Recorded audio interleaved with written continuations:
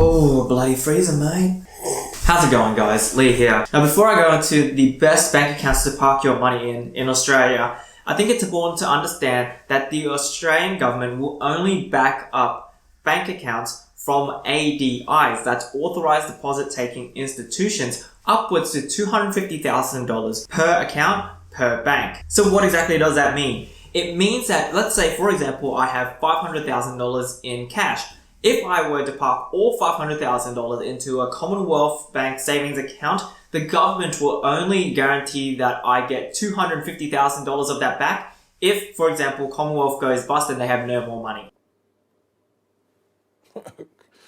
Okay. And so ideally, if you have massive amounts of cash, you don't want all that money to go into one account. You want to split it up into multiple different accounts so that each account is guaranteed upwards to $250,000. And you'll notice with some of these savings accounts, most of them have a cap, and the highest cap I've seen is about $250,000 for the higher accounts. So let's get started. Now, before I go into some of the smaller banks, which is where your higher interest rates are going to be for the savings accounts, I guarantee most of you out there will have a majority of your money in the bigger banks. So let's look at our top 4 banks and what they provide. So first off, I want to start off with my personal favorite that I've stuck with and I still am with, Commonwealth Bank. Now, as much as I love the bank, the interface and everything that they do, because it's really, really good and they're quite one step ahead of the other 3, my only gripe with them is that when I first joined with them, I opened up a NetSavers account which has about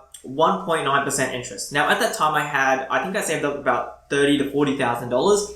I didn't really care because I was getting like $40 to $40, I think, a month. And I was like, wow, this is really cool, you know, like $40 a month or $30 a month, and I just sit on my ass and really do nothing. That's awesome. But once I started accumulating more money and having a look into the difference in savings account interest, then I started to realize, wow, this sucks so bad. For one of the biggest banks with the best interface, it sucks so bad. So with Commonwealth Bank, the best interest rate you can get that I found with their accounts is 2.1% Goal Saver account with a minimum deposit of at least $250,000. What? You have to have at least $250,000 to get 2.1%. Now 2.1% in the States might be pretty good, but in Australia, trust me, it's not that good. Especially if you have to have $250,000 to get there. It's not that good. Now, one caveat before I continue with the rest of the accounts in this list, I'm looking at accounts without introductory interest rates. So I'm not looking at accounts where they give you a 4-month, 3-month period where you get 4%, 8%, 20%, I don't know, interest rates. I'm just looking at accounts with ongoing steady interest rates, with some having conditions that you have to fulfill, but preferably ones that aren't just too onerous on you to take on. So number 2, we have ANZ, a bank that I've actually started to sign onto for credit cards. They've got great bonuses coming up, but I think that's just their way to acquire new customers after that Royal Commission and all that shindig to get their business back up and going. Now, ANZ has a Goal Saver account which offers 2.4% as long as you deposit $10 or more and make no withdrawals from the account. Across the other Australian bank accounts, that's pretty simple. That's actually one of the easier ones to get into. And 2.4 in Australia is not bad at all, especially if you only have to deposit $10 and it's an ongoing rate with no other conditions attached. So ANZ, not bad. Now on to our number 3, NAB. NAB is offering a 2.3% through their iSaver account with no conditions attached. You can make as many withdrawals you want, transfer, deposits, whatever you want with 2.3%. So that's still a pretty good position to be in. So NAB, pretty good, not too bad, but not the best. Now on to our very last of the 4 big banks, Westpac. Now Westpac gives 2.1% in an account they call Westpac Life.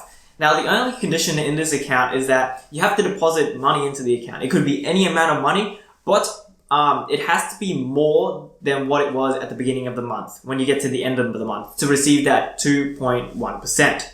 So, for example, if you had $10 at the beginning of the month and you just deposited 1 cent by the end of that month, you'll still get that 2.1% rate. So, out of the top 4, in my opinion, it seems like ANZ's Goal Saver seems to have the best interest rate, and all you have to do really is deposit $10 a month, which is, again, really easy. The fact that they also allow no withdrawals also prevents you and acts as a deterrent from actually withdrawing the money from your savings account and using it for something else. Now, moving on to the smaller banks, which generally give you the higher interest rates, right? They don't have no ATMs. They don't have as many branches, if any branches at all. And so the fact that they save all those overheads and costs, they can put that money back and give it back to the consumer, give it back to you in terms of interest rates into your pocket. Now, one of the most famous bank accounts, thanks to the barefoot investor himself, Scott Peck, is the ING Orange Savings Account. Now, whilst that's a really popular one, it's not even the best one on the list. It offers a 2.55%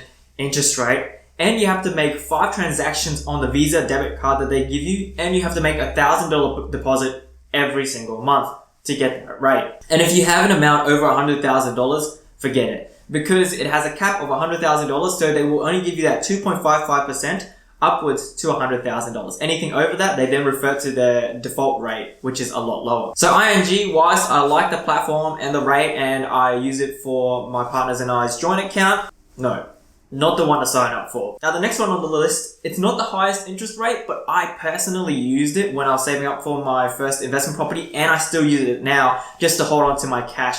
And there's a reason why, which I'll go into. But let's look at the interest rate first. So, Bank West Hero Savers account. The interest rate on that at the moment is 2.6%. Better than the ING account. The condition on that is that you make no withdrawals, 1, and number 2, you make a deposit of $200 every single month. And there's a cap on that interest rate with the Bank West Hero Savers of up to $250,000, which is what the government guarantees you get your money back. Now, I really enjoyed this account when I was younger and still use it now because it's linked with no cards and you don't have to make any transactions, and you get penalized with a lower rate if you make any withdrawals from the account. So it actually provides many deterrents, and it doesn't really have a lot of branches in Queensland, Brisbane where I'm from, for me to actually go to withdraw money out from that account. And if I draw money out, I'm being penalized with a lower rate for it. So there's a lot of benefits in actually having the account, not being connected to anything. Because what I suggest in terms of budgeting is you want to create as many barriers as possible in terms of spending. So then you're less likely to spend it, because if I have to transfer something out, but if I transfer something out, I'm going to get penalized for it. But then I can't even draw money out because there's no branches. Like, the more barriers I can put in front of myself into spending the money that's in the account, the less likely I'm going to do so. So the Bank West Hero Saver is an awesome account. I definitely recommend it for somebody who's just starting out and is really young. A deposit of $200 per month is very, very easy, and it's a good account to sign up to get a pretty high interest rate whilst also instilling those savings and budgeting habits in yourself. Now, the next one is the Bank of Queensland. Yes, our state bank. Queensland is offering a 2.75 interest rate ongoing, and you're allowed to have free transfers in and out, but one of the conditions is that you must be 25 years old or older and make a $1,000 deposit every single month. 25, so what happens if you're under 25 years old? Well, they have another account called the Fast Track Starter account, which gives you 3.75% interest rate. That's insane. That's really, really high. But, however, that one is capped at $10,000. So anything under the $10,000, you'll get 3.75% on.